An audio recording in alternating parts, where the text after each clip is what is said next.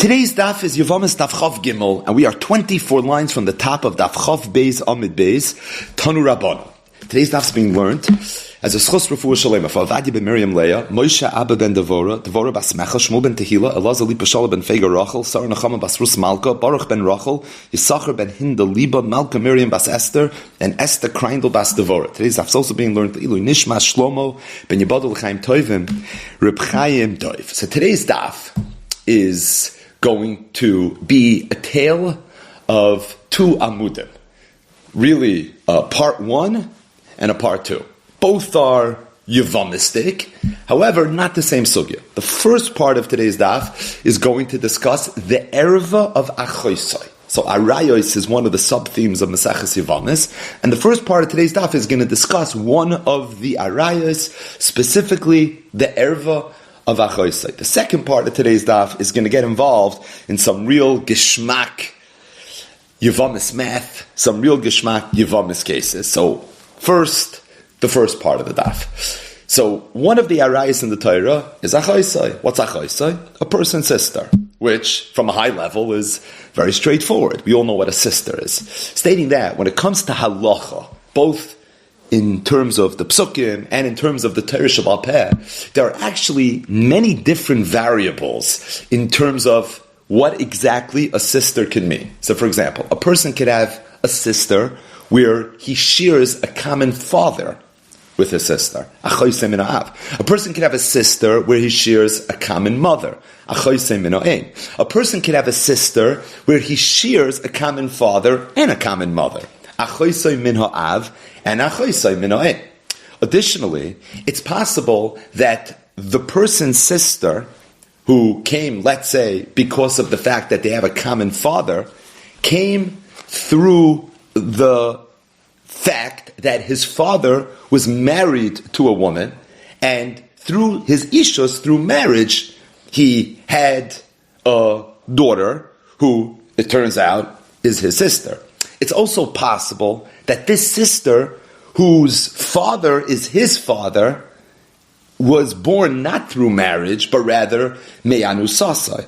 So in this case of achoisai mino'av, it's possible for it to be achoisai mino'av, where the father was married to a woman, not this person's mother, another woman, had a daughter, so that now this daughter is achoisai mino'av. But the point is that this girl, the achoisai, the sister, was born through a marriage. His father was married to a woman. It's also possible that the father fathered this girl, not through marriage. It was through being ma'anis, or through being mafata a woman. Now you would ask, why does that matter in the erva of achoisai? We're going to see in today's daf, it very much matters. So again, when you talk about achoisai, as much as simply speaking, when you mava sedra, a sister is a sister. Is it achoisai mino'av? Is it achoisai mino'eim? Is it achoisai mino'av and mino'eim? When your sister was she born through marriage? Or maybe she was born because your father was ma'anas a woman and fathered a child. Your father was mafata a woman and fathered a child. All these variables are going to play themselves out very, very prominently in today's daf. Now, just before we start the daf, we also have to be familiar with the psukim in the Torah. And there are really two psukim that talk about achoisai. They're in Parshas Achrimos. The first is Perek Yud Ches Pasuk Tes, and the other one is Perek Yud Ches Pasuk Yud Aleph. The pasuk says, Ervas achoischa, Bas avicha oy basi mecha, meiledes bayis oy meiledes chutz lo yisagal ervasa. So the Torah says a person is not allowed to be megala the erva of his sister. And the Torah says, what is a sister? Bas avicha, your father's daughter, meaning achoisei mino'av, oy basi mecha, your mother's daughter, meaning achoisei mino'eh. Then the pasuk cryptically says, meiledes bayis we'll see what that means in the Gemara. The next pasuk, two psukim later, Ervas bas eshes avicha, moiledes avicha, achoischahi loisagal ervasa. So we're clearly talking about a person's sister. Achoischahi, it says. So we know it's a sister. But the preface to achoischahi is Ervas bas eshes avicha. So she's your sister because she's bas avicha. She's the daughter of your father, meaning it's achoisei mino'av, but the pasuk adds it's ervas bas eshes avicha, that her mother is your father's wife. So the pasuk is not just describing an achoisei mino'av; it's describing an achoisei mino'av where you and this girl share the same father, but we're the girl's mother, who's not your mother, but the girl's mother is your father's wife. So it's a choisei min ha'av, where it came through ishos. The pasuk seems to be excluding a case where it would be a choisei min ha'av, but it didn't come through ishos, but it came because your father was ma'anas a woman, or your father was mafat a woman. So it's a little bit complex. Either way, today's daf begins with a braisa, a machloikis tanoim, with regards to the erva of achoisei. Zok the Gemara, Tanu Rabbanon. We learned in a brayso, haba ala choisei, if someone is ba ala choisei, he violates the erva of achoisei. V'hibas eshes avif. So she wasn't just a choisei, but she was also the daughter of your father's wife. So somebody was ba ala choisei min ha'av, and this girl's mother is your father's wife. So she's number one a choisei, she's number two the daughter of your father's wife. Says the Brisa, Chayev mishum achoisai umishum bas eshes aviv. The person that was born, this woman, is going to be chayev twice. Number one, because he violated the erva of achoisai. They have the same father. This girl is his sister. Number two, she's also the daughter of your father's wife, bas eshes aviv, and for that too, you're going to be chayev. Now, what's the makar to be chayev twice? It's two psukim in the Torah. The two psukim that we just mentioned, pasuk test, ervas achoischa bas avicha, and then pasuk Yud Aleph, ervas bas eshes avicha. So these are two different psukim in the Torah. That means they're two different arayos, two different shemois in the world of erva, and it's for that reason you're going to be chayiv twice. Rabbi Yehuda argues, says, "Ein chayiv ela mishum achoisei b'lvad, v'loy mipnei bas eshes avicha." No, the person's only going to be chayiv for achoisei. At the end of the day, she's your sister. The fact that she's also the daughter of your father's wife, for that you're not going to be chayiv. Says the Gemara, "Mai tamei the Rabbanon." Why did the Rabbanon hold you chayiv twice? The Gemara says, "Amri mechtik siv." There's two psukim. It says, "Ervas achoischa bas avicha oy basi mecha." That's pasuk test. The Torah already says that achoisei min av is considered an erva. So ervas bas eshes avicha min dadas avicha. So why did Torah need pasuk Yud Aleph to tell me again achoisei min av? You already said achoisei min av. So the Gemara says, Shema mina, must be it's coming to teach me the chayvim mishum achoisei mishum bas eshes aviv, that there are two shemois and arayas. Achoisei min av is an erva, and then bas eshes aviv, even though she's also achoisei, is also an erva. So my tamau the Rabbanan, it's very straightforward. Sharon the Rabbanan is because there's two psukim. One pasuk means simply you're chayav because she's achoisei min av, and the other pasuk is telling me bas eshes aviv. That's going to be a problem as well. Okay, the Rabbanan then seem to be pretty straightforward. So Rabbi Yosef, Rabbi Yehuda, why would Rabbi Yosef, Rabbi Yehuda then hold that you're only chayev mishum achoisei, you're not chayev for this new name of bas eshes aviv? We have two psukim. So if there's two psukim, probably to tell me that there's two chiyuvim. So the Gemara says, Amakra, because Rabbi Yosef, Rabbi Yehuda holds that the pasuk said achoischahi. After the Torah mentioned ervas bas eshes avicha, moiledes avicha, the Torah added the words achoischahi, and we learn from there mishum achoisei yatem mechayvoi, yechayev for achoisei yatem mechayvoi mishum bas eshes aviv. However, you're not going to be chayev for bas eshes aviv. So Rabbi Yehuda says that it's true. There's a second pasuk, but in that second pasuk, there's also a miyut. There's a miyut that says that you're only chayev for achoisei. You're not going to be chayev mishum bas eshes aviv. So before we go weiter, super high level, the Chachamim hold if someone is Baal Achoisei, that's also Bas Eshes Aviv, you chayev twice. Two chiyuvim. What does it mean, two chiyuvim? Number one, you did two averos in Shamayim, that probably means something. Number two, if a person would do it b'shoigig, he would have to bring two karbanos chatas. If someone's born an erva b'shoigig, he's chayev chatas. The reason is because if someone's born an erva b'mezid, he's chayev karas. And anytime you do an avera b'shoigig that had you done b'mezid would have been chayev karas, you have to bring a chatas. So it's negay the karbanos chatas. Rabbi Yehuda holds no, you're only going to be chayev one, you're only chayev for achoisei. There's no new shem called bas eshes aviv. What's the makar to the Rabbanon? Two psukim. Rabbi Yosef, Rabbi Yehuda, he has a miyut in that second pasuk. So the question is going to be, and this is something that we're going to understand by the time we finish the first part of the daf, is that what's the purpose of that whole second pasuk? According to Rabbi Yosef, Rabbi Yehuda, why do we need it? To tell me that you're chayev for achoisei min ha'av, that was pasuk tes. What's pasuk Yud Aleph teaching me? According to the Chachamim, it's a whole new isser, so it warrants its own pasuk. But according to Rabbi Yosef, Rabbi Yehuda, what's the tachlis of that pasuk? There's a lot of words in that pasuk, and right now it seems like every single word in that pasuk is extra. It doesn't really have a tayelas. So obviously, this is something that we're going to have to explore. But for now, Rabbi Yosef, Rabbi Yehuda said it says achoischahi in that second pasuk, in pasuk Yud Aleph, and that teaches me that you're chayev for achoisai, you're not chayev for bas eshes aviv. It says the Rabbanan hay achoischahi mayavdi. Like, what did the Rabbanan do with achoischahi? Not to be memayet that you're not chayiv for bas eshes aviv. So what is it coming to teach me? So the Gemara says, "You know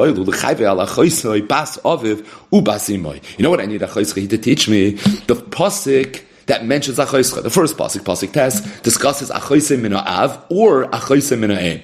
What if this girl is achoisem mino av and achoisem mino em. Like most sisters, you have the same father and you have the same mother.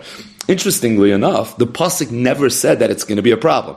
Achoischa hi, says the Rabbanan, is marba that you're going to be chayiv even for achoisem mino av and achoisem mino em, which is a chiddush. But not only is it a chiddush, says the Gemara, in the world of achoisai, this is actually a chiddush in Gan Shas. A very famous one line in Gemara.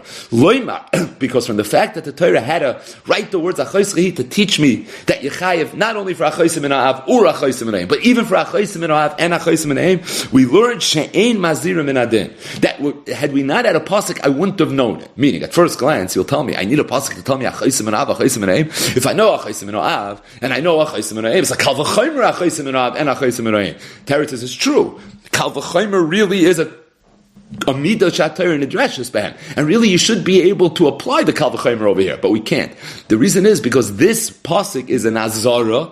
It's a loisaseh. It's a loisaseh which warrants oynish. That's the definition of azara. And ein mazirim min adin. You cannot learn an azara from a kal v'chomer. Now I know you can't learn azara from a kal v'chomer from the fact that the Torah wrote Achoischa to teach me Achoisem min ha'av, Achoisem min ha'em. Why did the Torah have to do that? The Torah could have known him kal v'chomer. Oh, that's a raya. Kal v'chomer doesn't work. So not only does this pasuk teach me Achoisem min ha'av and Achoisem min ha'em, it goes down as the source of that, but it also goes down as the source of a more macro din. And that is, this is the makar that ein mazir min adin. Why? Because if mazir min adin, I wouldn't need this pasuk. So Rabbi Yehuda, he also holds that you learn ein mazir min adin. He also holds that you learn achoisem min ha'av and achoisem min ha'em from achoischa. But him came lichtav rachmana achoischa. Could have just said achoischa. He lamali. The word he is a separate drasha.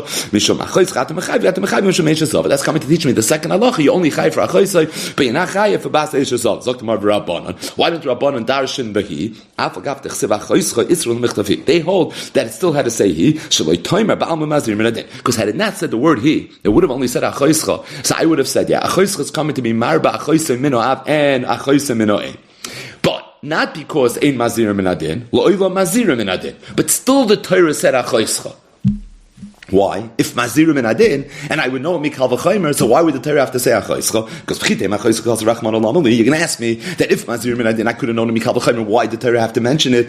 There's a rule. Milsa da'asi b'kal v'chomer tarach v'kasav l'kra. Sometimes the Torah is going to write something that I would anyways have known from a kal v'chomer. Kasav rachman. He is for that reason the Torah wrote the word he to teach me that number one achoischa, that yechayev for achoisem min ha'av and achoisem min ha'em, and he. Only here Yechayev for Achoisem min ha'av and Achoisem min ha'em because there's a pasuk. But had there not been a pasuk, you wouldn't have. Why? Because ba'alma ein mazirim min adin, and this is not something you wouldn't know mikal v'chomer. So it's not pshat that I could have known it mikal v'chomer, afal pikin the Torah wrote it anyways. No, it's something I wouldn't have known mikal v'chomer because of ein mazirim min adin. Rabbi Yosef, Rabbi Yehuda. So Rabbi Yosef, Rabbi Yehuda, who darshans achoischa hi to tell me you're only chayiv for achoischa, but you're not chayiv for bas eishes aviv. Why doesn't he say that I need achoischa hi to teach me number one you're chayiv for achoisem min ha'av and achoisem min ha'em, and then he to teach me that but la'olam ein mazir min adin in Cain, he hears that Rabbi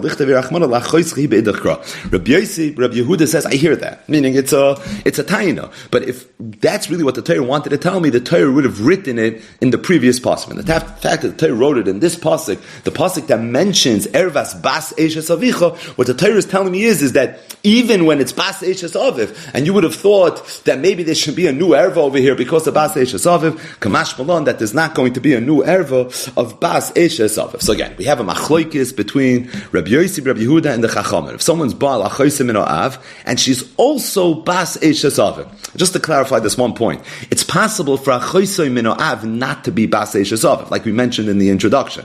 How is that possible? Where your father was ma'anis somebody, so that this girl, your sister, wasn't born through a marriage of your father, but rather it was born through a bia ba'alma, through the fact that he was ma'ana somebody. So what happens if it's achoisem min ha'av, and it's also bas eishes aviv? According to Chachamim, you chayiv twice. According to Rabbi Yosef, Rabbi Yehuda, you're only going to be chayiv once. So really, it doesn't matter if your father was ma'anis this woman, and that's how this girl was born, and that's how she became achoisem min ha'av, or it came through marriage. It makes no difference. According to Chachamim, it makes a difference. According to Rabbi Yosef, Rabbi Yehuda, it does not make a difference. Now, according to Chachamim, that it makes a difference, we understand why the Torah talked about it. We understand why the Torah would say, Ervas bas eishes avicha, lo yisagal ervasa, because it's a separate erva.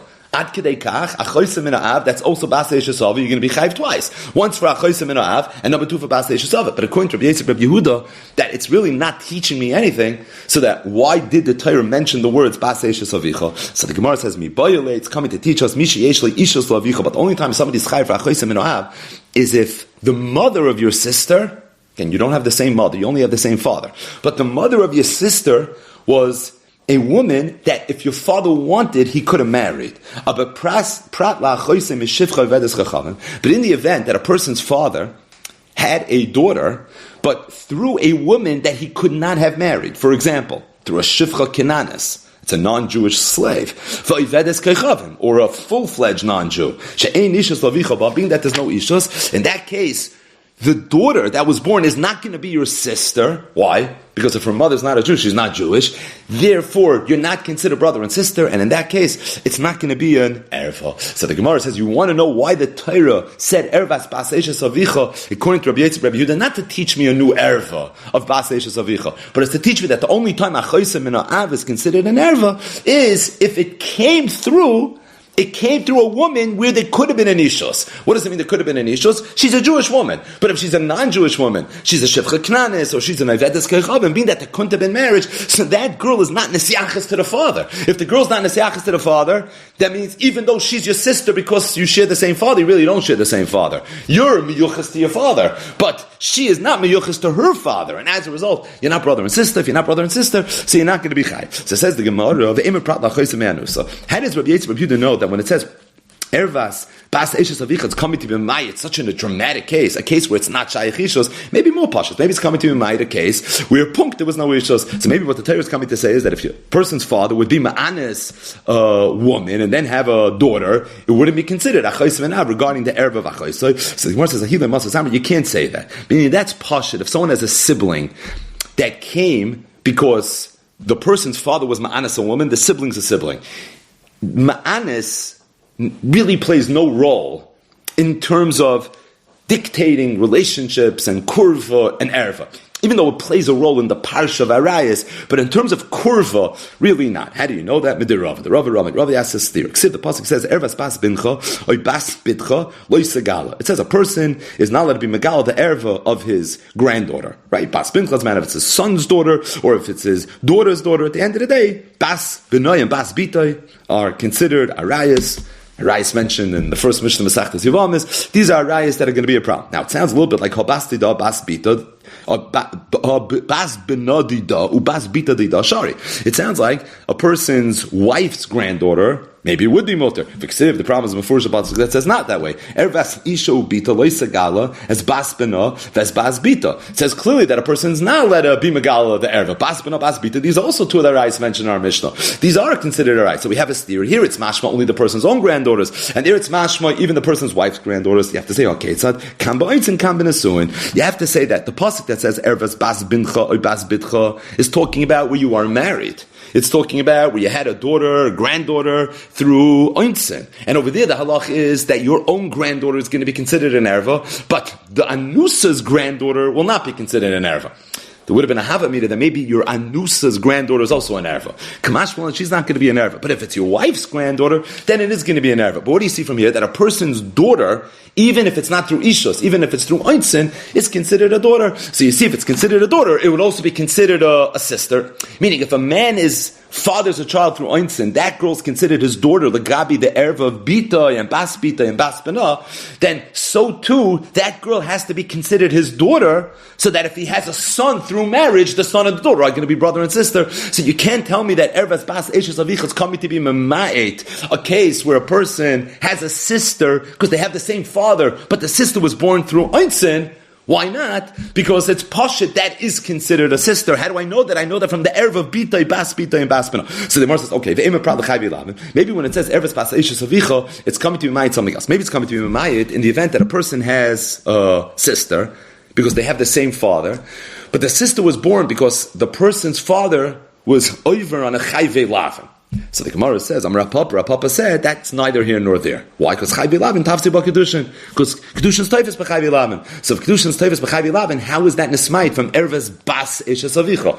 Ervas Bas Eishes Avicha would mean it has to come through, it came through Eishes. She was a Chayvi Lavin. He he has to do tshuva. It's a terrible avera that he did. So it can't be nesmaid from erves bas eishes avicha. Now, our Gemara here, parenthetically, is going to bring the makar to the halacha that kedushin's toivus b'chayvi lavin, which is stam a good idea. What's the makar that kedushin's toivus b'chayvi lavin? Because the pasuk says, "Kisienu lishtei nashim." The first one will have two wives. Achas ahuv, achas snua. One of them he loves, and the other one not so much. And then the one that he didn't like, the snua, ended up having a child, the Bechar. So the pasuk says that in Vahoya ben Abchar l'Sniya, if the Sniya is going to have the Bechar, I'm just reading the end of the pasuk, Lo yuchal levakar es ben Ahuva al pnei ben Asnua Bechar. The person doesn't have the right to swap and decide, oh, I want the ben Ahuva to be the Bechar, I don't want the ben HaSnua to be a Bechar. That's not something that a person is allowed to do. So the Gemara says that what's the Havamina? That you should be allowed to do this. Right, when we say Ahuva v'Snua, it's not on a Eibishter level, it's on a personal level. You like one wife more than you like the other wife. So what? You think you can, because you like this woman more, you can decide who's the Bechar? If it's Ahuva l'fnei ha'makom, Snua l'fnei ha'makom, okay, so maybe if someone's Ahuva or Snua, Klapi HaKadosh Baruch Hu, maybe that could impact a law in the Torah. But because you don't like someone, so you could decide that person shouldn't be the Bechar Ella. So the Gemara says you have to say, Ahuva b'nisuel, and Snua is Snua b'nisuel. You know what it means? A person had two wives. Achas Ahuva, v'achas Snua. One was Ahuva b'nisuel. It was a good marriage. It was a marriage that was a bias never be Yisrael. It was a beloved marriage. It was a kosher marriage. The other one was a snua bin nisuel. They were married to a chayvei lavin. It wasn't a good marriage. Over here, you would have had a havamina that the bechor from the chayvei lavin is nitkain bechor. So maybe the bechor has to be dafka from the ahuva. That's what the pasuk says. La yuchal avakis ben ahuva al pnei ben anasua. But what do you see from this pasuk? V'amrachmana kisiyeno leish shtei noshim. They're both wives. Even the snua is a wife. Aisha is a chayvei lavin. How are they married? The Torah says, you see from me, kedushin toivus b'chayvei lavin. But the bottom line is being that kedushin and you can't tell me that when it says in the Torah, Ervas Bas Eishes Avicha, it's coming to be Memayit Chayvei Lavin, because a Chayvei Lavin is considered a wife. So that the Bas Chayvei Lavin is Bas Eishes Avicha. So that can't be what it's coming to be Memayit. So the one says, Ve'emo, probably Chayvei Krisis. Maybe it's come to be Memayit Chayvei Krisis. Again, Rabbi Yosef, Rabbi Yehuda said, from Ervas Bas Eishes Avicha, we learn that if a person would have a Chosim in Av, but the mother of the Chosim in Av is a non-Jew, then it's not considered a Chosim in Av. Why? Because it's not Bas Eishes Avicha. Because the father could not have married that woman, even if he wanted to, because there's no ishus by a non-Jewish woman. So Gemara says, how do you know that that's what it means? Maybe it means something a little less dramatic. Maybe a little less sharp. Maybe what it means is that even if she's a chayvei krisos, kedushin is not toifus b'chayvei krisos, so maybe even if she's a chayvei krisos, so she's not shaykh to being bas eishes avicha, maybe even then the halacha is, she's not going to be considered a chayso. So maybe the halacha should be according to Rabbi Yosef, Rabbi Yehuda. If someone has a chaysim in Av, where the aim is a chayvei krisos, maybe it's not going to be considered a chayso. Amar Rava said, Amakra, it says in the pasuk, Ervas ha'chayis bas avicha bas imecha, Meiledes bias and meiledes chutz. So we said, what does it mean, meiledes bias and meiledes chutz? What it means is that it doesn't matter if the chosim in Av is through a marriage where we would tell the father, you can stay with this woman. Or or even if it's a situation like a chayvei krisos, with kedushin zan toifus, where we would tell the father, you have to divorce this woman, you're not allowed to be married to this woman. And the pasuk says, either way it's considered a choisoi. So if that's the case, obviously bas eishes avicha is not being memayed bas chayvei krisos, because you see, meiledes bias was already married bas chayvei krisos. The Gemara says, "Ema ben cha omelei avicha kayim ben cha omelei avicha hoitze vam rachman achoitzchi the rabbis achoitzim mishivcha vedes kechavim." Basically, what the Gemara is saying is that you're telling me bas eishes avicha is coming to be memayit that if someone has a choisim in Av, the mother is a shifcha and vedes kechavim, it's not considered a choisim in Av.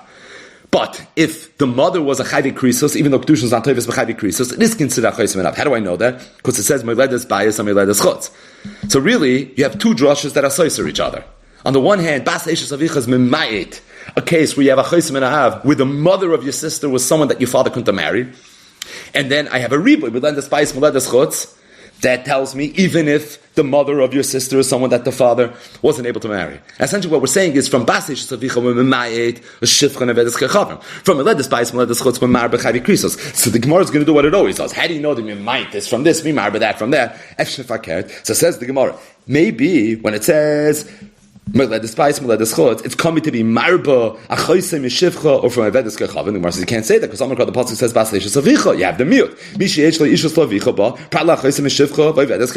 That's already my shivcha Avedes Kechavim. Umaras, meaning how do you know to be mima'et shivcha Avedes Kechavim be marba meledes bayis meledes chutz chavi krisis? Maybe the other way. The Gemara says mistaber chavi krisis habalei the rabbis. It makes sense to be marba chavi krisis shekein tafsi b'kedushin la'alma.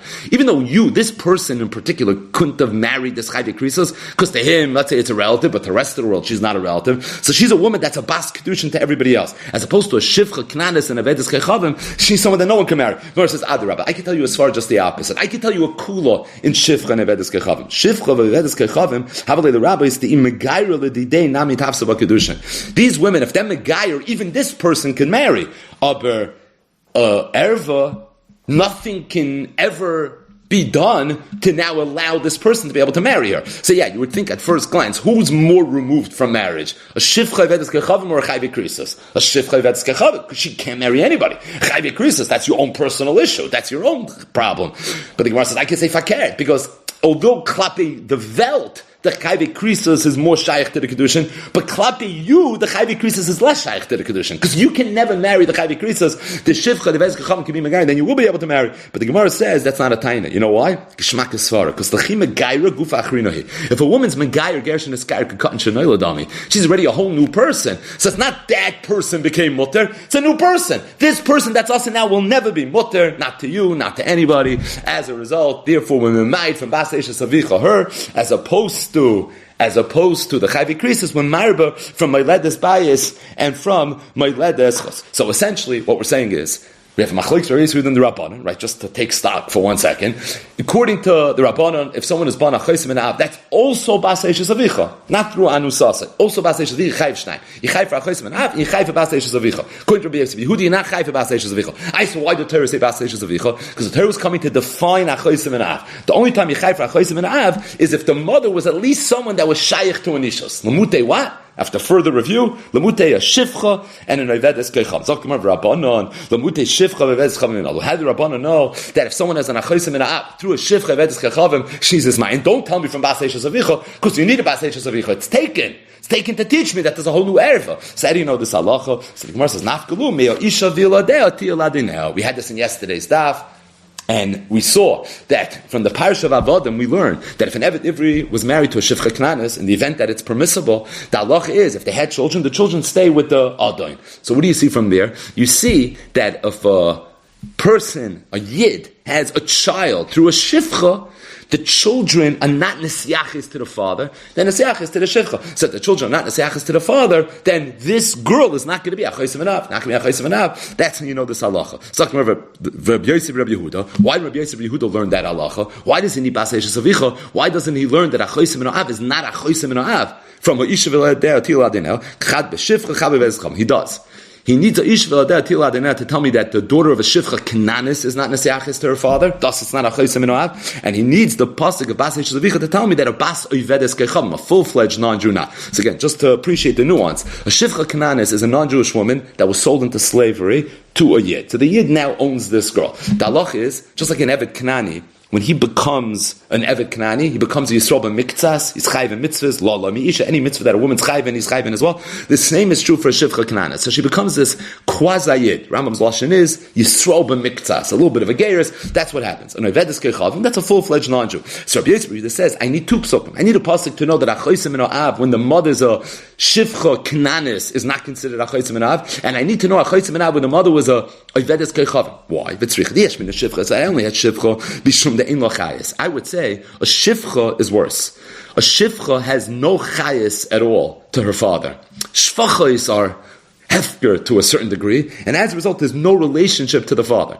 So if the daughter is a daughter of a shivcha, even though her father is your father, you're not sisters, because the shivcha because of her status as Shivcha, she has no shaykhs to her father. Rashi says it's learned from a pasuk. Hashem told Eliezer, Eved Avram, right, Shvu lachem poyim ha'chamar, and we learn from there, Amad doim lechamar. Eliezer was an Eved, and that's the concept of Amad doim lechamar. Aval Eved is kechom in this lachayis, but a non-Jew, it's not a Shivcha, she has a shaykhs to her father, same malay. So maybe there it's different. There would be a chaysim enough. Yes, we know it's kechom. Had we had a Eved chacham, I would have said Mishum Tolei shaykh b'mitzvahs, because a non-Jew is not chayv b'mitzvahs at all. Aval Shivcha, the shaykh b'mitzvahs, but a Shivcha that's shaykh b'mitzvahs, maybe over there it's more of a svar. It should be considered a chayisai. Tzricha, that's why we need both. Okay, we're going back and forth. So now, according to the Rabbanon said that what do I do from Bas Eishes Avicha? I know the new erva. How do I know that if there's no ishus? I know that from a isha v'ladeh tiladinel. L'char isha v'ladeh tiladinel only teaches me a bas shivcha. It doesn't teach me a bas evedis kechavim. So the Gemara says ashkechan shivcha according to Rabbanon from a isha v'ladeh of evedis kechavim minol v'chitem minel of mishivcha. You're going to tell me maybe I can learn it from shivcha. Hani mitzrach tzrichi. No, you can't learn it from shivcha. Why? Because we just said that's the tzricha. So the Rabbi Yehuda just said. So the Gemara, Rabbi Yechanan, Rabbi Yechan said, Rabbi Yechai, as he so often did in Shas, that we know that from somewhere else. Because on Makra, it says in the pasuk that a person is not allowed to intermarry. The makar to that pasuk is v'lo yisischatein bam bincha lo yisitin levnoi uvita lo yisikach levnecha. Right, you're not allowed to give your daughter to their sons, and you're not allowed to take their daughters for your sons. And then the pasuk says the reason is ki yaser es bincha me'acharai, because we're afraid that if your daughter is going to marry their son, meaning your daughter is going to marry a non-Jew, if your daughter is going to have a child, the non-Jewish father is going to raise your Jewish Einakol as a non-Jew, and he's going to end up being Oved Avodah Zarah. And we learn from here that bincha mi Yisrael is kari bincha, that a Jewish mother that has a non-Jewish husband and gives birth to a child, the child is considered a Jewish child. But if it's in the reverse, if you have a Jewish man who has a child with a non-Jewish woman, so then the halacha is the child is not a Jew. It's not called bincha, rather it's called binah. How do you see it? The drasha is because the pasuk says that if your daughter is going to marry their son, then if she's going to have a child, we're afraid that the non-Jewish father is going to cause the Yiddish kin to be a problem. But the pasuk never said that if your son's going to marry a non-Jewish woman, what's going to happen with the Jewish child? You know why? Because in that case, it's not a Jewish child. The only time it's a Jewish child is if the mother's Jewish. And where do you see this? Because it says, Ki Yasir es bincha me'acharai. Yasir is the Zachar. We're afraid that the father, the Yasir, is the man. The non-Jewish father, he's the one that's going to cause the problems. But there was never an issue in the reverse. And the reason there's never an issue in the reverse is not because we don't think it could be a problem. It could be a problem. Because in that case, the Einakol is not a Jew anyways. The point is, Ravina, you see from all this, that if you have an Einakol from a guy, it's considered bincha, meaning if the mother's Jewish, but if the mother's not Jewish, then it's not considered a guy. But the point is that we already know from this pasuk that if a Yid has a child through a non-Jew, the child is not a Jew. So if the child is not a Jew, it's not going to be a chaysim and av, and that's how I know that there's no problem a chaysim and av if the mother's an avedas kechavim. So if the mother's a shifcha, I know and if the mother's an avedas kechavim, I know it from this pasuk ki yaser es bincha. So the Gemara says parenthetically, Ravina just said that if somebody has a child through a non-Jew, it's considered a Jewish child. If the mother's Jewish, right? If the mother's Jewish and the father's non-Jewish, it's considered a Jew. That's what Ravina said. Ben bitcha, your daughter's son, who came from a non-Jewish father, Kari Bincha is considered a Yid. It's matched a little bit. It's a full-fledged Jewish child. Havlat kosher. We know it's a whole tumult. It's a Havlat kosher, Havlat posel, Havlat mamzer. Right? This is something that's come up already a few times, more in raid, but it's going to come up a lot more. So we already see this concept. Right? We had this at the end of the first parak, that Evet v'kuti abba bas Yisrael, Vlad kosher, Vlad posel. From Ravina, it sounds like Kari Bincha. It sounds like it's a full-fledged Vlad kosher. The Gemara says, no, it's not. Don't be medayik Ravina too much, because maybe the mamzer lehava, maybe all Ravina is saying is that the child's not a mamzer. But kosher nabi lehava, it could be the child is also not a kosher. And Yisrael pasal mikri, what the child is ultimately going to be considered is a Yisrael. Is going to be a Yisrael pasal. Meaning maybe he won't be able to marry a kohen. So to tell me he's a full-fledged Vlad kosher, that you have no hecher. Says the Gemara one more point. How could you learn from this pasuk Yasser as bincha the halachas of yichos when the child is considered a yid, when the child is not considered a yid? This pasuk is talking about the shiva umais. Maybe the shiva umais were different, right? The pasuk is saying that when yidden are going to go into Eretz Yisrael, the shiva umais are going to be living there. You can't let anybody live. You have to wipe them all out. Hachrim, Tachrimei, right? There's serious psukim in the Torah that talk about how you had to deal with the Shiva Umayis. And it's in those psukim it says, don't marry them. Right? That's where the pasuk is ki yasir me'achara. So maybe the pasuk is only talking about the Shiva Umayis. So the Gemara says, it says ki yasir, and the rabbis call him asirim. It seems the word ki yasir was extra, it didn't have to say that. And it's coming to teach me kol asirim, lav dafka Shiva Umayis, but the same would be true for anybody. Now, why is ki yasir extra? The reason ki yasir is extra is, the Gemara assumes, because the whole shtickle Torah of why you shouldn't intermarry should be obvious. Why can't you intermarry? You can't intermarry because you can't intermarry. It's so obvious that you can't intermarry. So why would I need a pasuk to tell me? So the Gemara, that's where it's extra, to teach me these halachas of yichus. The ki yasir, not ki sasir, to teach me this din. But the Gemara says, Reb Shimon the Darish time of the Krah. That's all good according to Reb Shimon. That's always Darish time of the Krah. So for the Torah to tell me the reason why you can't intermarry is not necessary. Because Reb Shimon says you're allowed to figure it out on your own. If you're allowed to figure it out on your own, so there's no point in telling it to me. Must be to teach me this halach. Ela Rabbanim, you know, but according to Rabbanim, that are not Darish time of the Krah. So the Torah had to tell me the time of the Krah. To teach me things. Because even the Rabbanon, if the Torah already tells me time of the Krah, so now I can work with time of the Krah. But only when the Torah tells it to me. If the Torah doesn't tell it to me now. So Kiyas is not extra. The Kiyas is the time of the Krah that I need to be able to work with the time of the Krah. So the Gemara says, Enochinami. Man Tana, the Palagaled, Rabbi Yosef, Rabbi Yehuda. Who is the Tana that argues with Rabbi Yosef, Rabbi Yehuda? We have been trying to figure out the Shittas HaChacham. We'll recap this in a second. But we've been trying to figure out the Shittas HaChacham throughout the whole Sugya. Who are the ones that argued with Rabbi Yosef, Rabbi Yehuda? Who are the Chacham that argued? It's Rabbi Yehuda, Rabbi Shimon. It's talking to Rabbi Shimon. Rabbi Shimon's Darish time of the Krah. If Rabbi Shimon's Darish time of the Krah doesn't have to say Ki Yasir, why did Torah tell me Ki Yasir? To teach me the halacha that if a Jew has a child from a non-Jew, it doesn't matter one of the Shiva Umayis and not one of the Shiva Umayis. The child is always going to be a non-Jewish child. If that's the case, then I know that Achoisim and Ahab with the mothers and Avedes Chachamim is not considered Achoisai. If that's the case, I don't need Bas Eishes Avicha to teach me that halacha. And if that's the case, Bas Eishes Avicha is going to teach me what? It's going to teach me the halacha that if someone's Baal Achoisim and Ahab, that's also Bas Eishes Avicha, you're going to be Chayiv Shtayim. Once for Achoisim and Ahab, and twice for the erva of Bas Eishes Avicha. So just to recap, so we had a brisa, we had a machloikis tanoim. If someone's ba ala choisei minoav, she's also Bas Eishes Avicha. Now, isn't it always like that? No, it's not always like that, because the father could have had this daughter, this achoisei, through being ma'ana someone, or through marriage.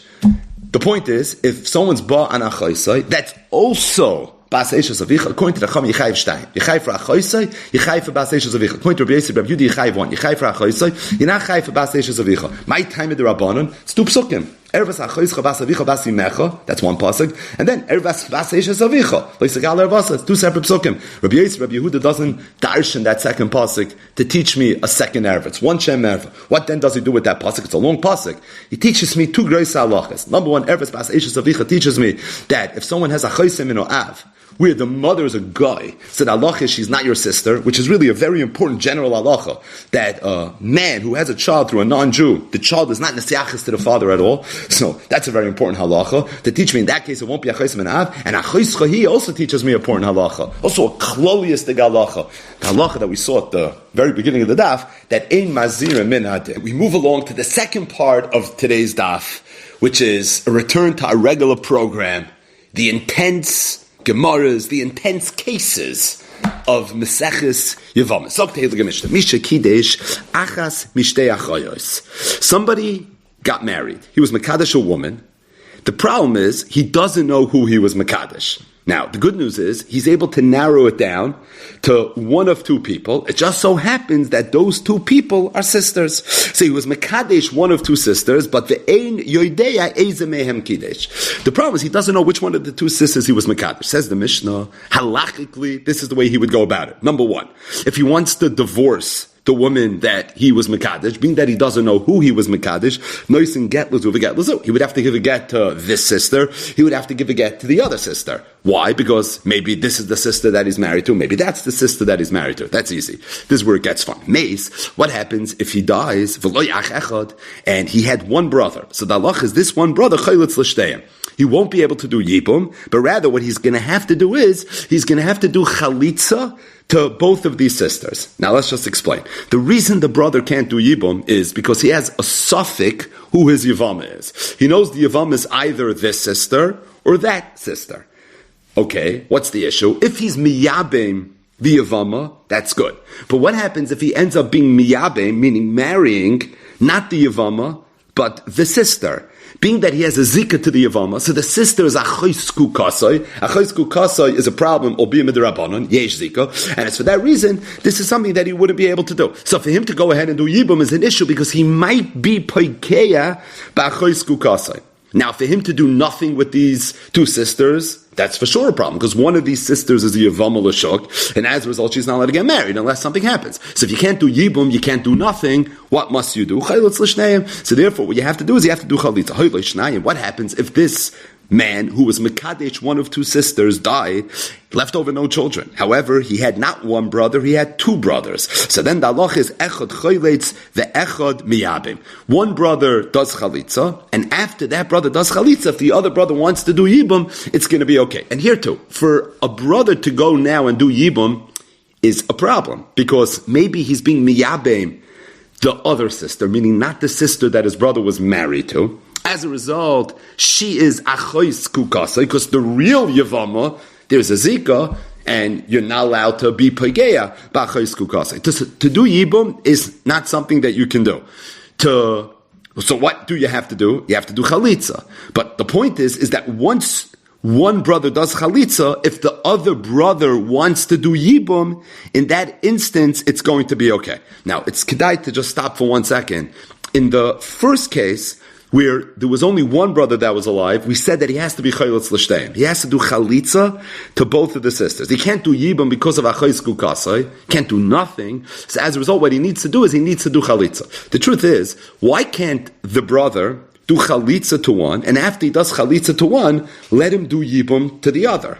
Meaning, do chalitza. So like this, you knock out any problems of achois kukasai, because mamanavshach. If you did chalitza to the Yevama, so now you just got rid of the zika. And if you did chalitza to not the Yevama, then for sure you're allowed to be miyabim the Yevama, because that Yevama is the Yevama, and she's not achois kukasai. So why can't the brother do chalitza to one, and then do yibum to the other? The Mishnah said chayletz l'shneim. You can't do yibum because of achois kukas. You can't do nothing because then none of these sisters will ever be able to get married. Safik yivam l'shuk. But why can't you do chalitza to one and then do yibum to the other? Once you do chalitza to one, Memon of Shach, you should be able to do Yibum to the other. The teretz, as Rashi says, is because there's a halacha that a person is not allowed to marry achois chalutzasai.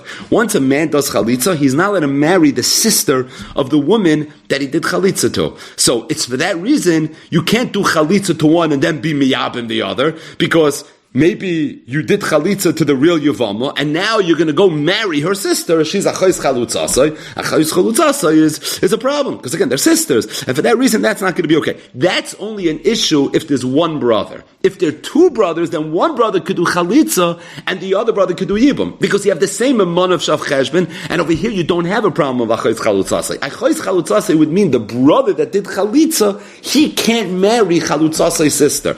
However, if there's two brothers, and one brother did chalitza, and now the other brother wants to go marry the sister, that would be okay. So this is the big difference. It's going to repeat itself several times now. So this is the big difference between when this man dies and he leaves over one brother versus if this man dies and he leaves over two brothers. If he leaves over one brother, that brother can never do yibum. It's not negeya. There's no scenario where he could do yibum. To go ahead and do yibum lechatchila, maybe you're being miyabim, not the Yevama, she's achois kukasai. To do chalitza and then do yibum, maybe it's achois chalutzasai. So it's for that reason to go ahead and do yibum in that case will never be an eitzah. If there are two brothers, as long as one brother does chalitza first, then the other brother could do yibum. Why? Because once one brother does chalitza, that knocks out the issue of achois skukasai, and the fact that you're going now and marrying the sister of the woman that had chalitza is not a problem, because you're not the one that did chalitza. Your brother's the one that did chalitza, and the isra achois chalutzasai is only for the person himself that did chalitza. For someone else, it's not going to be an issue. The Mishnah continues. It says, "Kadmu v'kansu ein meitzin miyadin."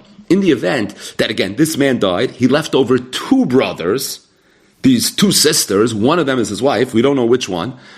The brothers are not supposed to do yibum. But b'di'evet, if they did yibum, they're allowed to stay married.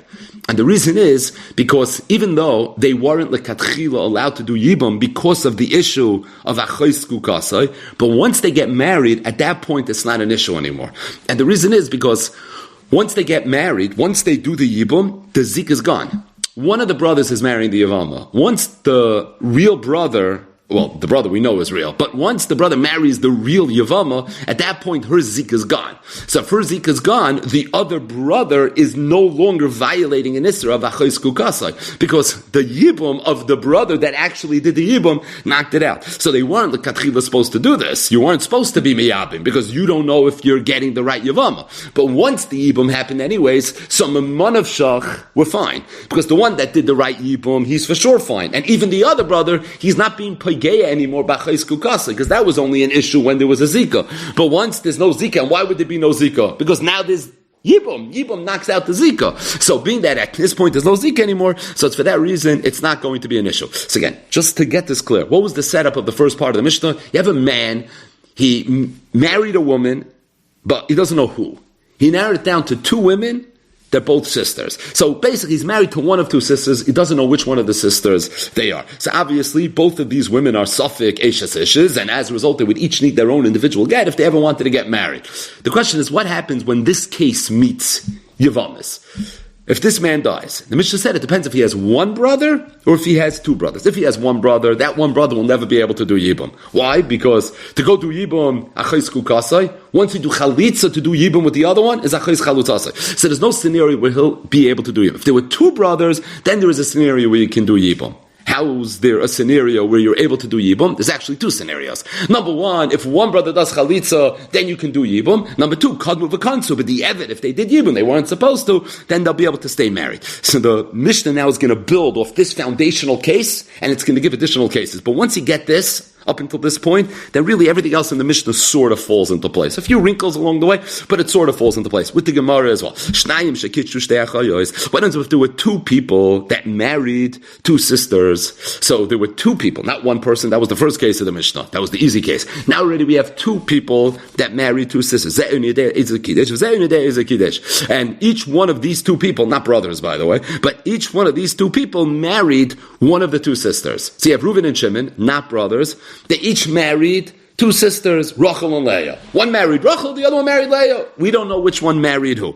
Okay, so what's the halacha? If any one of these two women are ever going to want to get married, they're each going to have to receive a get from each one of these two men. Why? Because each one of these two men might be their husband. Mesu. What happens if they both die? If they each had one brother, each one would have to do chalitza. Why? It's the same difference. Just like in the first case of the Mishnah, it's you can't do yibum, you can't do Yibum after the Chalitza because Achais Chalutasa, you can't do nothing because you Yevamos L'Shok. The same thing is going to be over here. The only difference over here is we don't only have a suffix who the Yevam is, we also have a suffix who the Yavam is. Because we don't know which man was married to which woman. As a result, there's a suffix Yevam, but there's also a suffix Yavam. But it doesn't change anything. The math of the Yevamos case is exactly the way it is. What happens What if one of the brothers that died had one brother, and the other brother that died had two brothers? The Yachid, the one that has one brother, he would have to do Chalitza to both. And the one that has two brothers, one of them would do Chalitza, and the other one could do Yibum. Kadmu v'Kansu. What happens if the brother, the man that died had two brothers? If they b'diavad went ahead and did yibum, they'd be able to stay married. Again, it's the same exact case. The only thing that changes, now we have a suffix who the yavam is. But again, when there's one brother, it's echad chayletz l'shneim. And when there are two brothers, then it's echad chayletz v'echad miyabim. What happens if l'zeh shnaim l'zeh shnaim? What happens if each one of these two men that died had two brothers?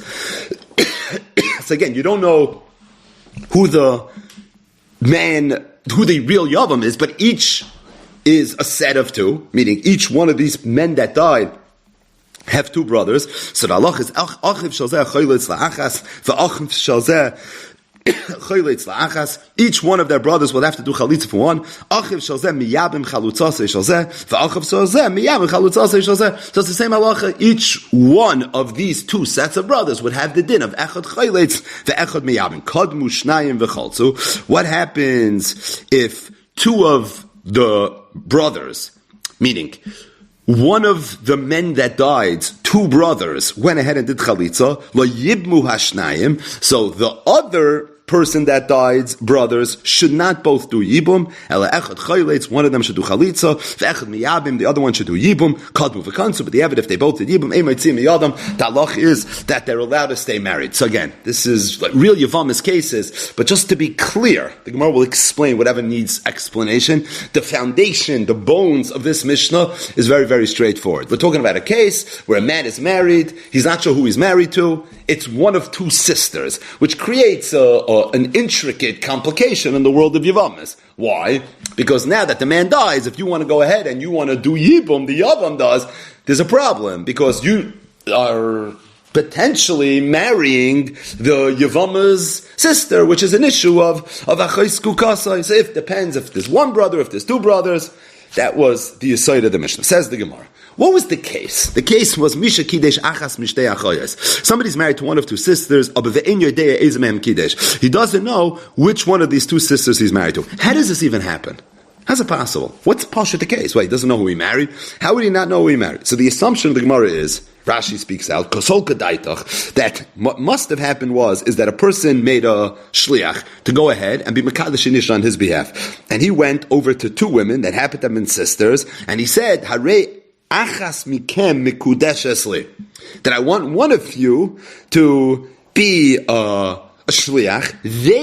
These two sisters, together made a shliach l'kabbalah, one shliach to be makabel the kedushin. So there was an exchange now between the husband and between the wives. So over there, where there's going to be a suffix, that's where we're going to have an issue. So again, a person went ahead, he was mekadesh and isha. Right? He didn't have to make a shliach. The person went ahead, he was mekadesh and isha. And he was mekadesh and isha, where the Isha made a shliach to be makabel the kedushin on her behalf. But she wasn't the only one that made a shliach. Her sister also made a shliach. And they together told the shliach, be makabel the kedushin on our behalf. So there's some inherent lack of information in terms of the actual kedushin, and that's why there's a suffix. So the Gemara says that really, whether a kedushin like this could even go into effect is very controversial. It's what's known as kedushin she'ena mesurin l'biyah, because at the time of the kedushin, we don't know who the real wife is, and because we don't know who the real wife is, there'll never be a heter biyah. But Friday in this case, because it's one of two sisters, so as a result, there may be an issue of achos ishtoi, and really, whether kedushin she'ena mesurin l'biyah is a kedushin is not a kedushin, it's a machloikis. Machloikis amiram, it's a machloikis abaye v'rava. In fact, it's the kuf of Yal Kigam. It's one of the Yal Kigam. It's one of the times we paskin like Abai. So, but the Gemara says, L'chura, this Mishnah is a raya that Kedushin she'ena mesurun l'biyah, have a Kedushin. Because it sounds like there's some real inherent issue with the Kedushin that we taka don't know who the wife is. We know it's one of two sisters. A Kedushin like this is ena mesurun l'biyah. So says the Gemara, Shma mina, should we bring a raya from here that Kedushin ena mesurun l'biyah, have a Kedushin? Isn't this a raya that Kedushin that's not mesurun l'biyah is a Kedushin? Gemara says, no, hachab mayaskinon. Maybe what we're talking about is kishahukru the b'sayif nesarvu. It's talking about when they got married, we knew everything. Later they got mixed up. So at the time of the chasana, everything was clear. But somehow later, it became confusing, and now we don't know who they're married to. And the Gemara says, Deikanami, it's actually meduyik that way in the Mishnah. Because the Mishnah says ve'eno yoideya. It says ve'eno yoideya eze mehem kidesh. V'loiktani ve'eno yodua. Eno yodua would be mashma that we never knew. Eno yoideya means we forgot. Right now we don't know. There was some sort of lapse. Shema mina. This is a raya that this is not a kedushin she'ena mesurun l'biyah. Forget at the time of the kedushin was mesurun l'biyah. Everything was clear. Just later on, everything got confused. The Gemara says, "Ma'iko mashma." What's the chiddush of the Mishnah? Meaning, what really is the chiddush of the Mishnah? I mean, other than forcing us to use our mental capacity to jump through hoops and to understand all the different nuances of the Mishnah, what really is there any chiddush in the Mishnah? So the Gemara says, yeah, safe it's trichalei. I'll tell you what the chiddush of the Mishnah is. The chiddush is, meis, what happens if he dies, v'lo yach echad, and he had one brother, so what was the halacha? The Mishnah chalitz l'shneim, he does chalitza debot, hoy v'shneim, if he had two brothers, echad chalitz, echad miyabim. Then the halacha is, one does chalitza, and once he does chalitza, the other one could do yibam. And the chiddush is, dafka michlitz v'hada yevumi, that you can't do yibam until you do chalitza. So there's one brother, you'll never be able to do yibam. And even if there's two brothers, first the brother has to do chalitza, and then the brother does yibam. But to go ahead and do yibam in a situation like this is not okay. Why not? Because you're running into a problem of achos kukasai. Right? What's the problem of achos kukasai? You know that one of two sisters is the Yevamos. So if the person's miyabim the Yevama, then it's Gavaldik. But what if he's miyabim not the Yevama, the sister? So ordinarily, why can't he marry the sister? Oh, because it's achos kukasa. Even when there's two brothers. If one brother does chalitza, then the other brother could do yibum, like we spoke at in the Mishnah, because Mamanav Shach, there's no problem anymore of achos kukasa. Right? What's the Mamanav Shach? Because if the chalitza was done to the Yevama, so there's no zika anymore. So now the sister's not achos kukasa. And if the chalitza wasn't done to the Yevama, so then you'll be miyabim the Yevama. So it's not going to be an issue. So really, both cases in the Mishnah, the case of ach echad and the case of shnei achin, shrai achos kukasa. Which means in English, yesh zika. And that's the chiddush in the Mishnah. The chiddush in the Mishnah is yesh zika. And I think just Pashup Shad on the Gemara, if the Mishnah was talking about a case where it was Kedushin She'ena Mesurin Labiyah, then the Gemara would never ask, what's the Chiddush of the Mishnah? Because then you would say the Chiddush of the Mishnah is that Kedushin She'ena Mesurin Labiyah is a Kedushin. But we just proved that that's not what the Mishnah means.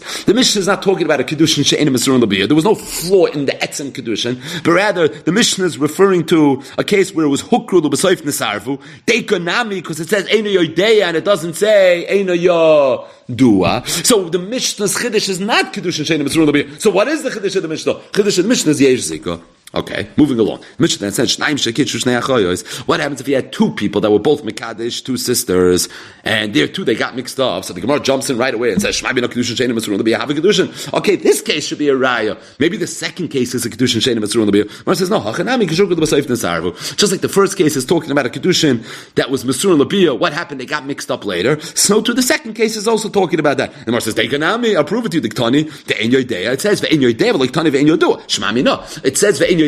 They forgot, but doesn't say Ve'en Yodua that they never knew. So must be that's what's going on. So the Gemara says, okay, Mike Kamashwan, what's the Chiddush? And again, Pashup Shad in the Gemara. Bishleim, if the Chiddush of this case is Kedushin She'ena Mesurin Labiyah, so I would understand. But if you're telling me that this is also not a Kedushin She'ena Mesurin Labiyah, so what's the Chiddush? Right? Yesh Zika, that we know already from the first part of the Mishnah. So what was added? Again, it's a more complicated case, but really it's the same halacha as the first part of the Mishnah. Just over there, instead of there being one man who was Mekadesh and Isha doesn't know who he married, two men were Mekadesh and Isha doesn't know who he married. And they both have brothers, and they both have sveikas. But at the end of the day, the sidus of the case is the same. The math is a little bit different. Okay, so you leave that for a rabbi who actually has to paskin a shaila like this. Why do we have to go through this exercise? What's the chiddush in halacha that we see in this? So the Gemara says the chiddush is safe. Here's the chiddush. Meisnu, what happens if they die?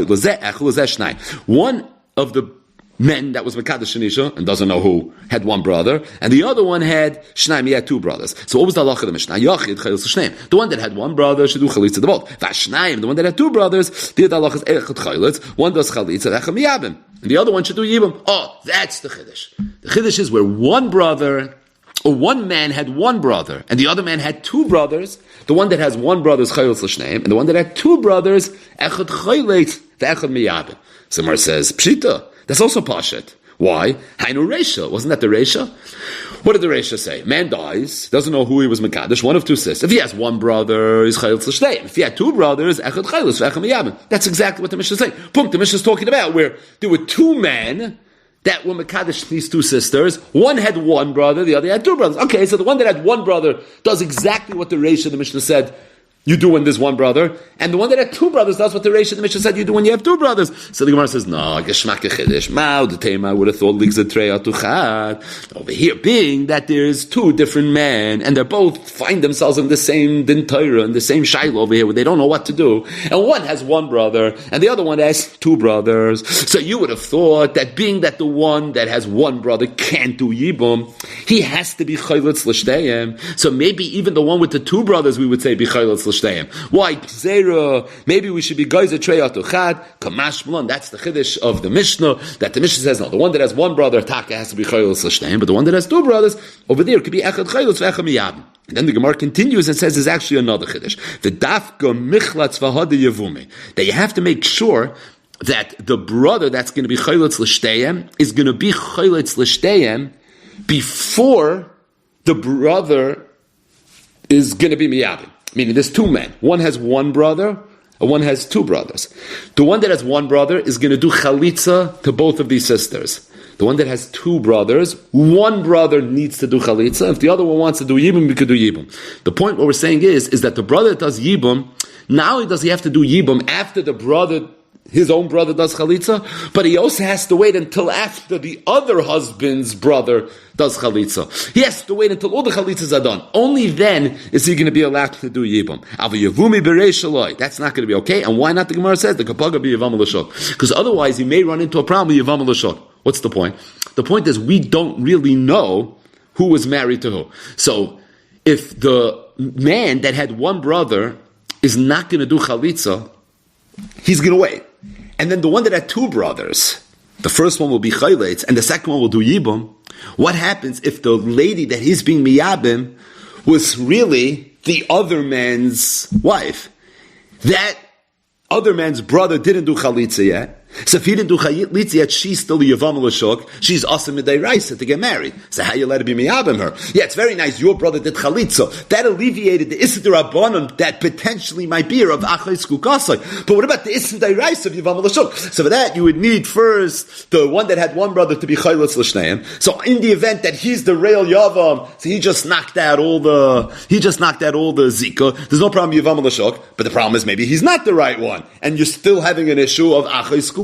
So let your brother go ahead and do chalitza. Once he does chalitza, at this point you'd be able to do yibum. So you want to know what the chiddush is? The chiddush is when this one has one brother, the other one has two brothers. We're not goizer trey atu chad. And also just one clarification that the Gemara says, and this is maybe part of the chiddush of the Mishnah as well. You have to make sure that the brother that's doing chalitza, the one that's chayil l'shteim, has to be chayil l'shteim first, and only afterwards the other one's going to be allowed to do yibum. L'zeh shnayim, u'l'zeh shnayim. And then finally, the Mishnah mentioned another case. The case was where, again, two people were Mekadesh, two sisters. We don't know who was Mekadesh who.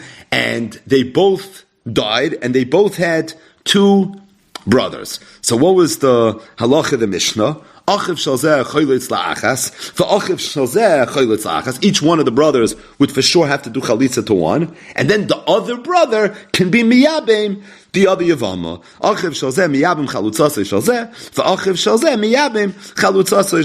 That was what the Mishnah said. Says the Gemara, Sulamali, Hainuhach. Now we're really just repeating ourselves. Again, it's just adding layers of complication. But from a substantive perspective, from a halachic perspective, what's the chiddush over here? The chiddush of the ratio was Yesh Zika. The next chiddush was that we're not going to trey out to. But what's the chiddush of this part of the Mishnah? So the Gemara says, I would have thought that you would have thought that maybe it shouldn't be okay. Because maybe we should be afraid that the person that's going to end up doing yibum will do yibum without his brother doing chalitza.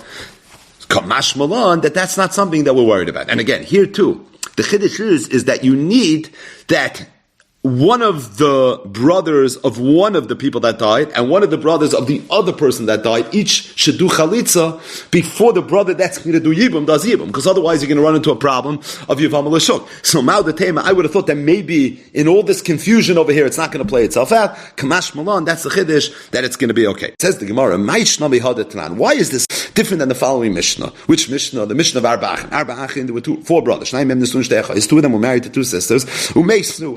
And the ones that were married to the two sisters died. So again, there are four brothers, two of them are married to two sisters, and the two brothers that are married to the two sisters end up dying. So two sisters fall even to two brothers. So what's the halacha? So the halacha is you have to do chalitza, and you're not allowed to do yibum. There's no scenario where you're allowed to do yibum. Now the Mishnah over there continues, and the Mishnah says, Kadmu v'kansu. What would happen if they actually did do yibum? So the halacha is, Maitzi noisem yadam. They would have to get divorced. So the Gemara's kasha is that I understand the difference between this case and that case. And it's really two kashas. Number one, in our case, in the event that there's two brothers with these two sisters just fell the yibum, right? What's the comparison to this case and the case of Arba'achin? Over here you have a man that died, and he left over two brothers, and there's also these two sisters that are falling the yibum. Right, why there are two sisters that are falling the yibum? Because one of them is his wife and the other one is not. And we have a suffix which one it is. So the halach is that lichatchila, you can't do yibum. But b'di'eved, kadmu v'kansu, the halach is it's going to be okay. Not just that, once one brother does chalitza, even lichatchila, the other brother is allowed to do yibum. Now this is in stark contrast to the Mishnah in Arba'achin. Because in the Mishnah of Arba'achin, when the two sisters fall yibum to the two Yevamim, number one, there's no halacha that says one person do chalitza and the other one do yibum. No, the halacha is chaltzis v'lemizayatmis. There's no scenario where you're allowed to do yibum. Number two, the halacha is kadmu v'kansu, maitzin oisem yadam. They have to get divorced. So the kasha is double. Number one, why is it in the Mishnah of Arba'achin, when the two sisters fall yibum to these two brothers, the halacha is you have to do chalitza. You can't say one do chalitza, the other do yibum. No, they must do chalitza. And number two, the halach is if they get married, you force them to get divorced. Yet when it comes to our Mishnah, we have two sisters falling to two brothers. One does chalitza, the other one does yibum. And number two, what's the halacha? Kanmu v'kansu, so you have two discrepancies between all the cases of the Mishnah, where a man dies, leaves over two brothers, and now two sisters are suddenly falling the yibum, versus the Mishnah, which is the same case. You have two brothers, and you have two sisters falling the yibum. So in the Mishnah of Arba Achin, you have number one, the halach is you have to chalitza, there's no din, one person does chalitza, the other one does yibum. Number two, if they get married, we force them to get divorced. And in our Mishnah, in all three cases of the Mishnah, what was the halacha? The halacha was that when the two sisters fall the yibum to the two brothers, number one do chalitza, the other one do yibum, and number two, kadu v'kansu. Once they get married, they're allowed to stay. So the Gemara says, hachi hashta, it's not a tzushtel. It's geschmack shayla, but it's not a tzushtel. The two cases are very, very different. Hassam over there, what's pshat in the Mishnah? When two sisters fall the yibum to two brothers, the halacha is you have to do chalitza. So there's two reasons. The pashta reason is yesh zika, right? If yesh zika, you can't do yibum because each one of these Yevamos are also the sister of the other Yevam. So the achos kukas is a problem. This is another reason that the Gemara is going to give later for why you're not allowed to do it, is because once you do yibum to one, the zik of the other one's automatically going to go by the wayside. Why? Because she's going to become an achis isha, and achis isha, there's no zika. And also levatel mitzvahs yivami. You're not allowed to be mevatel mitzvahs yibum, and as a result, you're not allowed to do it. So there's two reasons why it's not okay. So the Gemara says, Hassam over there, ilam adam yesh zika, ilam adam also levatel mitzvahs yivamim, also levatel mitzvahs yivamim. So if you hold yesh zika, and if you hold also levatel mitzvahs yivamim, it's going to be also levatel mitzvahs yivamim. So that's the reason that you're not allowed to do yibum.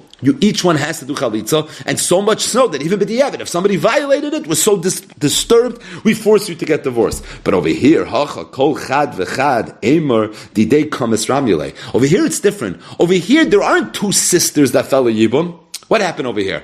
Over here, there's one sister that fell a yibum. We just don't know who the sister is. We just have a suffix. Is it her or is it her? Now, once you do chalitza, at that point, there's no suffix anymore.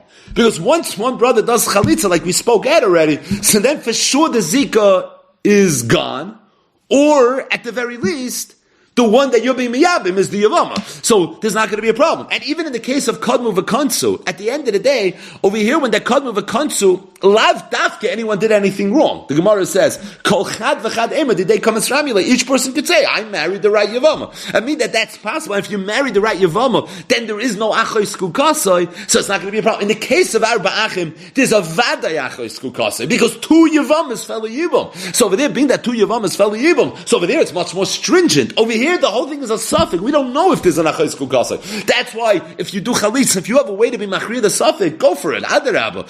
In the case of Arba Achim, there's no suffix. It's vaday. We know exactly what happened. Two sisters fell a Yibam. One from one brother, one from the other. Started with 4 brothers, we're down to 2, because 2 died, and they were married sisters, and the 2 sisters fell a Yibam. So there's 2 sisters right now that fell a Yibam. So you have a problem, yesh zika b'teres vaday. You have a problem, asal batzatz yavamin b'teres vaday. That's why over there there's a real problem. As opposed to over here, the whole thing is a suffix. You don't know if there's a problem. I mean, you don't know if there's a problem. So number one, if you have a way to work around it, let one brother do chalitz, the other one do Yibam, gevaldik, ashrecha. It's not an issue. And even in the case where it's come of a council, each person could say that at the end of the day, I got it right, and as a result, you can't force them to get divorced. The Mishnah said, come of a council, ein maitzim v'chulu. Tanu Shela said, "Vafilu shneim kehanim." This halacha is going to be true even for the 2 kehanim. So Shela was referring to the last Mishnah. Last Mishnah was, again, we have 2 people that married 2 sisters. Each one's not sure exactly who we married. We know we narrowed it down to 2 sisters, but it's a suffix with regards to each one, which one of the sisters they married. They both died. They both had 2 brothers. So what did the Mishnah say?